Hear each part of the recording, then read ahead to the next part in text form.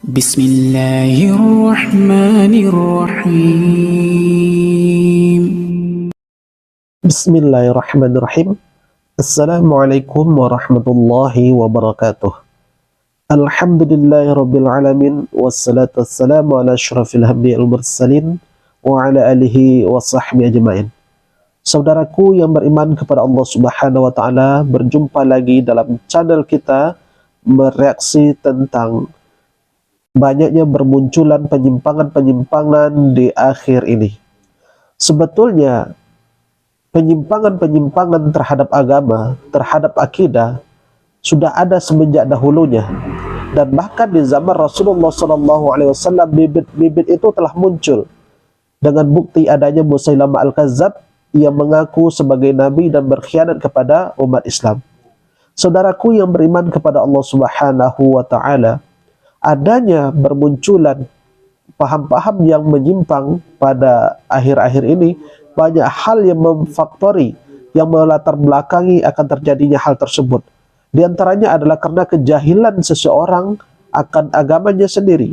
Kemudian juga ada karena adanya faktor yakni memang ingin menghancurkan agama Islam itu sendiri. Adanya misi tertentu mereka untuk menghancurkan Islam. Kemudian yang ketiga adalah karena memang mereka ini adalah orang-orang yang ingin mencari sensasi. Seperti apa yang disampaikan oleh sebuah peribahasa, bul ala zamzam fatu'araf. Kencingilah sumur Zam-Zam niscaya engkau akan terkenal. Terkadang mereka itu ingin mencari sensasi, ingin mencari supaya lebih viral, ya, sehingga mereka itu nanti terkenal di dunia maya. Makanya mereka melakukan hal-hal yang aneh, bahkan untuk menistakan ajaran Islam itu sendiri.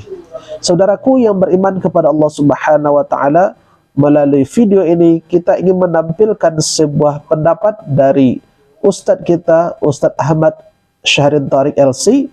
Beliau ini adalah pimpinan Pondok Subulana Bontang. Beliau memberikan sebuah tanggapan tentang hal ini, mengenai kenapa banyaknya penyimpangan-penyimpangan dalam agama di akhir-akhir ini. Silakan simak videonya sebagai berikut. Kenapa semakin banyak orang aneh dan yang melakukan hal nyeleneh di akhir zaman? Sebabnya karena banyak orang yang mabuk keterkenalan. Semua orang ingin terkenal dan viral. Cuma masalahnya, jika ingin terkenal lewat jalur prestasi, itu berat, sulit, dan yang sudah pasti banyak saingan dan butuh proses yang panjang untuk menjalaninya. Maka jalan ninja bagi mereka yang sudah gila keterkenalan sekaligus minim bakat dan kemampuan adalah dengan menggunakan kaidah bul ala zamzam fatu'raf. Kencingi sumur Zam-Zam maka engkau akan terkenal. Ya, gimana tidak terkenal coba? Wong sumur Zam-Zam di PPC. Artinya buat apapun yang aneh, meski itu perbuatan kurang ajar, nggak masalah. Yang penting kan terkenal dulu. Adapun urusan salah kan tinggal minta maaf. Dan biasanya hal seperti ini akan selalu ada yang pro kontra. Minimal akan ada yang sefrekuensi yang turut membela. Nah, termasuk fenomena ini juga mulai terjadi dalam dunia ilmu agama. Bermunculan para dai, penceramah, dan tokoh agama yang tampil dengan segala keanehannya. Dalam dunia keilmuan dan pemikiran, mereka memulung pendapat-pendapat yang di zaman dulu tak satu pun orang yang sudi untuk mengikutinya. Tapi hari ini karena dikemas dengan bungkus yang baru, seperti dikatakan ini keterbukaan, mendobrak kemapanan, keberanian menyampaikan sesuatu yang disembunyikan, maka kemudian itulah yang viral. Masyarakat kita yang memang kebanyakan awam langsung terkesima. Bak mereka menemukan harta karun terpendam yang nilainya luar biasa. Padahal jika mereka mau sedikit saja belajar tentang agamanya, maka mereka akan paham yang disuguhkan adalah sampah yang sangat menjijikkan. Ya, mereka ini para tokoh yang nyeleneh, yang tampil sekedar beda dengan yang lainnya. Karena mereka sadar jika mereka menempuh jalur normal, mereka tidak akan mungkin bisa terkenal.